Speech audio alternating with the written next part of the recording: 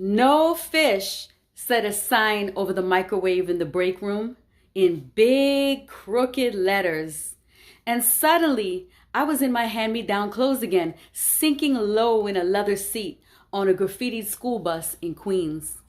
As the popular kids screamed out to anyone at all who ate curry, coconut, Hindu, Arab, Gunji, no fish. Well, that's like saying no Caribbeans, no South Americans, no Africans, no Asians, no sushi, no gilbaka curry, no escovitch fish with pepper and onion. It was, in essence, no smelly food, no immigrants. It was, we make the rules, not you. And we get to say what smelly food is. No fish, the big crooked letters, the handwriting that belonged to Hunter, who moved here from Boston with long blonde hair tied back in a ponytail. Hunter with the 5 o'clock shadow that Mr. Thompson would never dare do, as his dreadlocks already deemed him unprofessional in their eyes. Hunter with the quirky socks, who rides a bike to work because he cares about the environment, who lives in Park Slope, but not the version that I grew up in, laden with crack vials. In his Park Slope, they had just discovered the miracle foods bhaji, soursop, and okra. As to which he corrected me, it's okra, not okro. You're saying it wrong.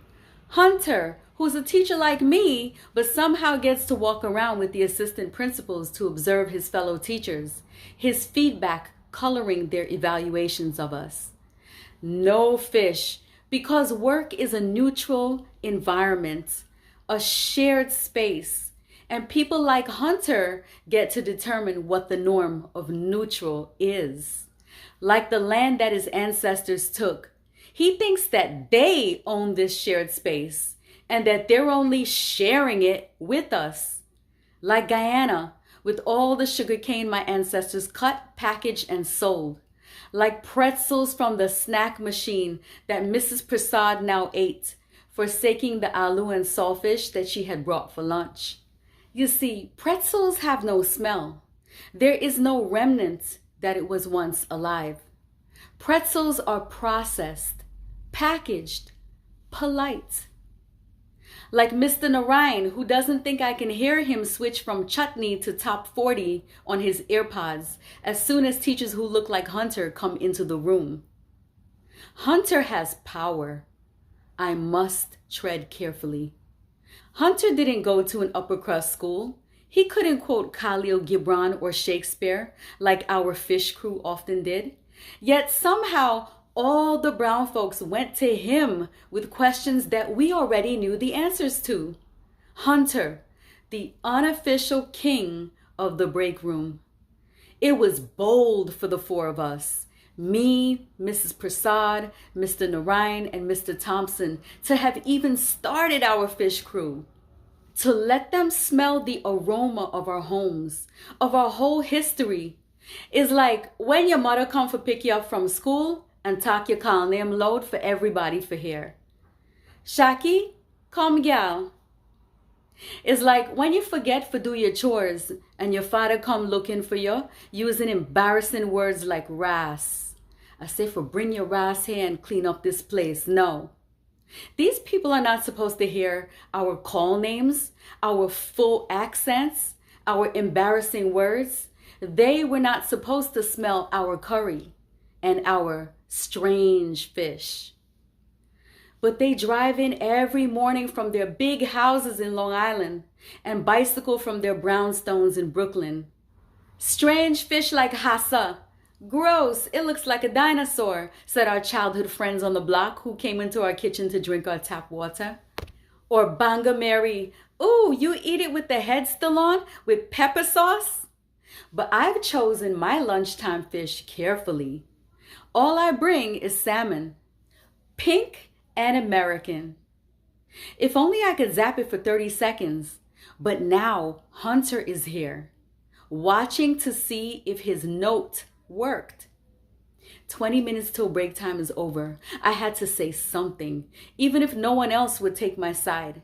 The smiling Kamala Harris sticker on Hunter's laptop confused the rest of the fish crew, giving him immunity from being called things like a racist or a colonizer of supposedly shared spaces. I wanted to explain so much about how Asian and Caribbean people are tied to the ocean, our great ancestral civilizations having sprung from the Nile and Niger rivers, the Indus River Valley, the Yangtze River in China, the Caribbean Sea. I wanted to tell him about the Kalapani and about the Middle Passage which our ancestors crossed, my own Kalapani being the Atlantic Ocean on an airplane in the 1980s, not knowing what life in this second odyssey would be for me.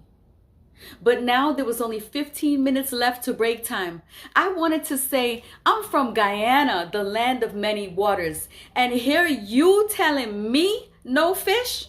This is Richmond Hill, Little Guyana, where fish and curry are part of the air that we breathe while walking down the street, where Hispanic kids play pagua with us, where you don't call the cops on the 12 a.m. wedding house tasa. The aroma of fishes like escovitch red snapper, sancocho de pescado, and gilbaca curry bind post-colonial people together in one community. It is home, it is fishermen, it is trenches, canals, bush cooking. But now there was only 13 minutes left in my lunch break.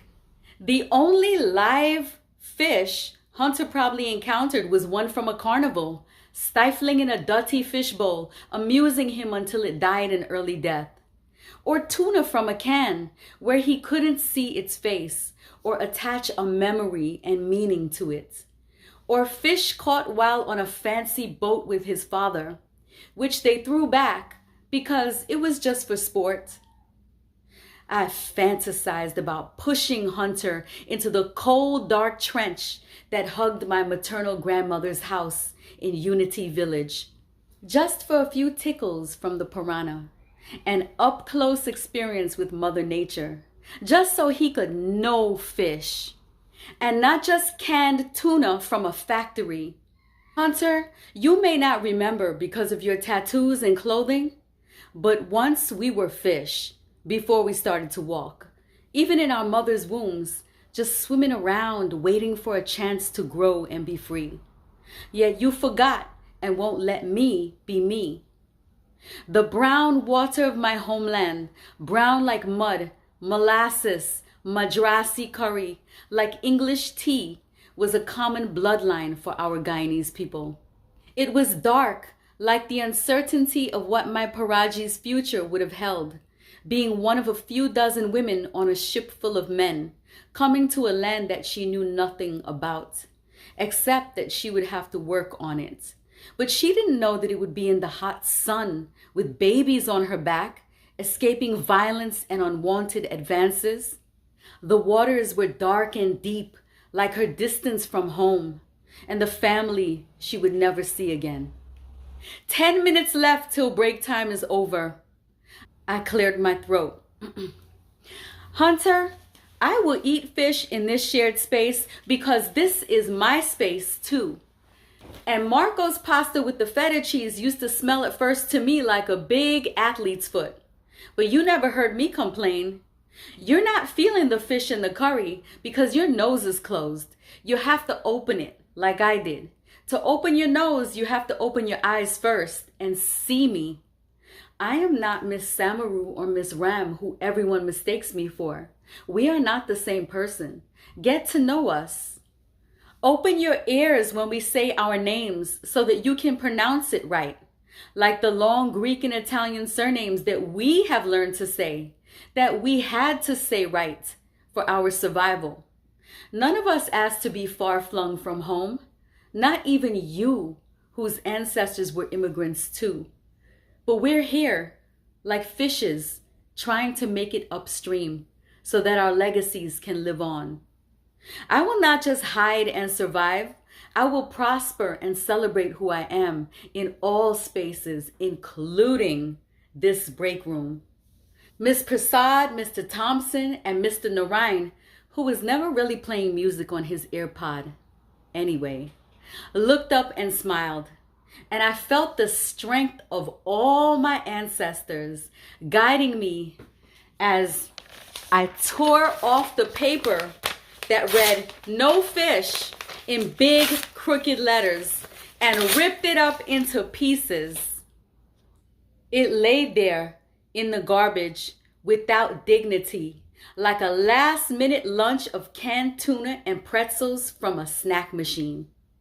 Like the systems defeated by Kofi and Kausila, too smart and too spirited to be manipulated and controlled.